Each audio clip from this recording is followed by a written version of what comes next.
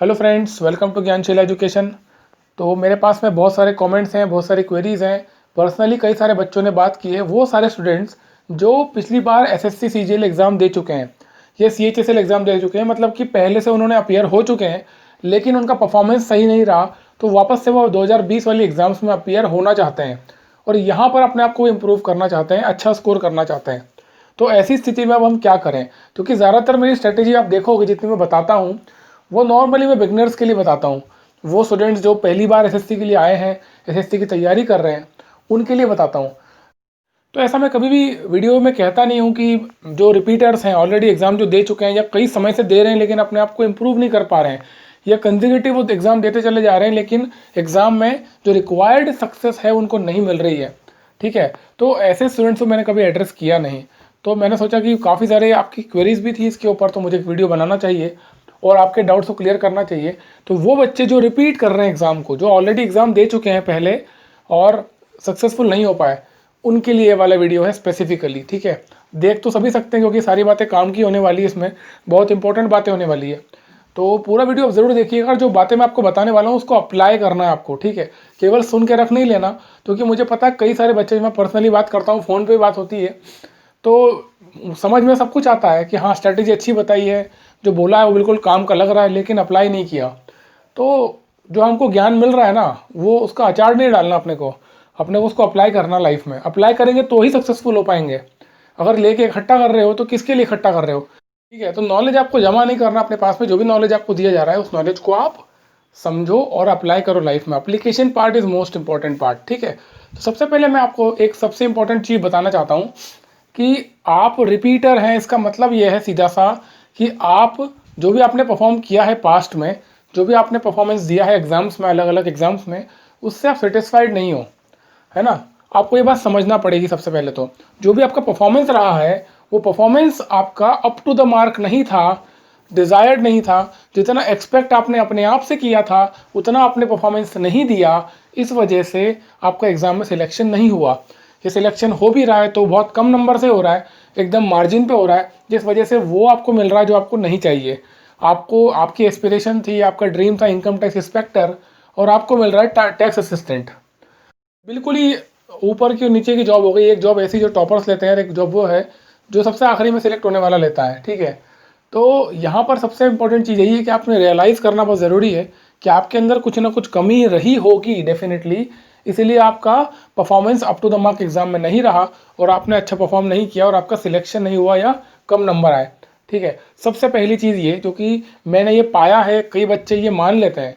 जैसे मैं अभी कल एक स्टूडेंट से बात कर रहा था फ़ोन पे और बहुत देर तक बात हुई, तो मैं ये जानना चाहता था कि आप लोगों के मन में चल क्या रहा है एक्चुअली।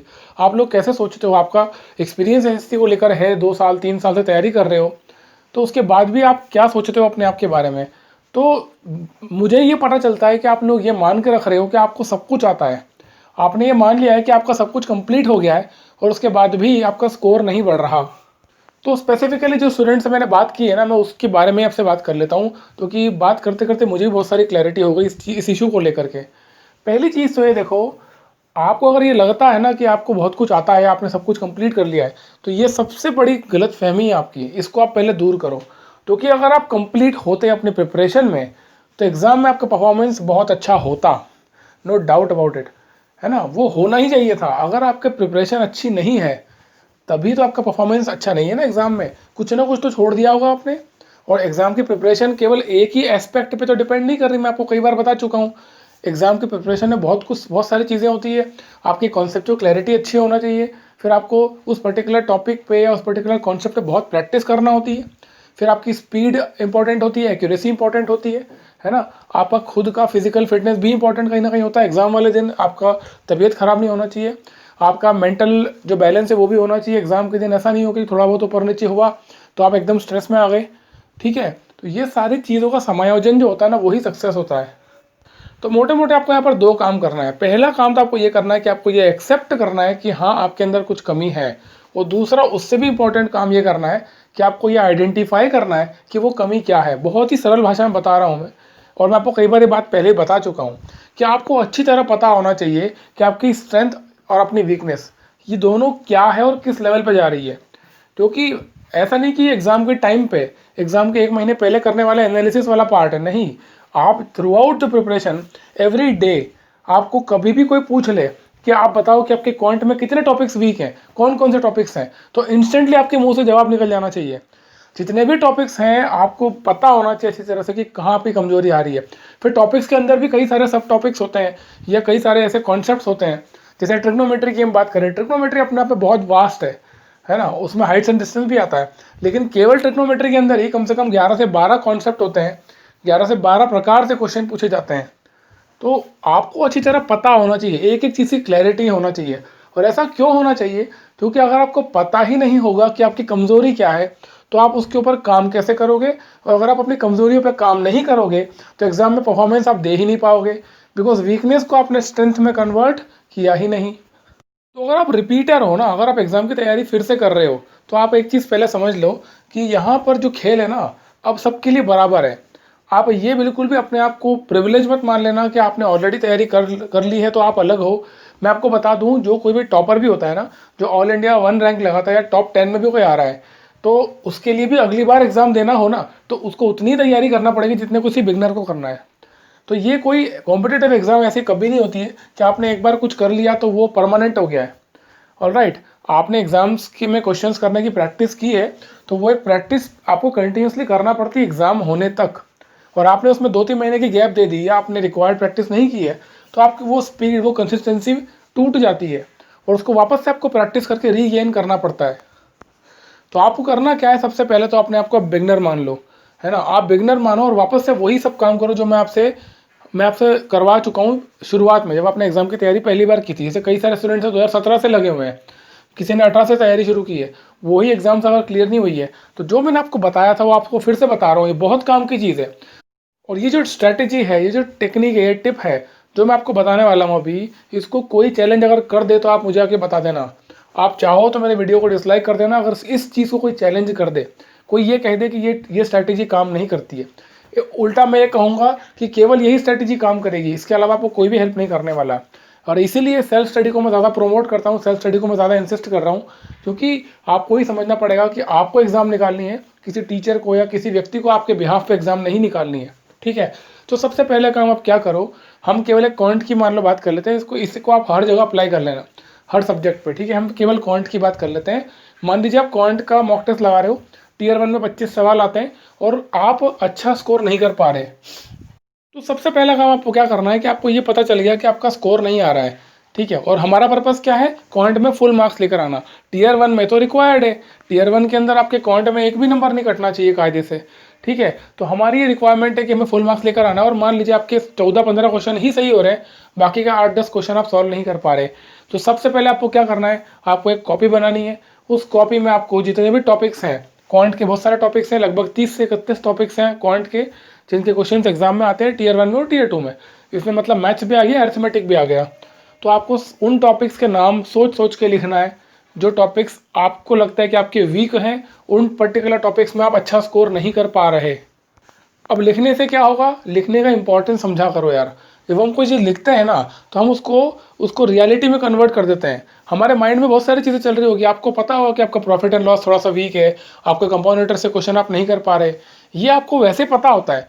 लेकिन जब आप लिख लोगे ना, तो लिखने से क्या होगा कि आपको ये एग्जैक्टली दिखने लगेगा कि आपको इनके ऊपर काम करना है।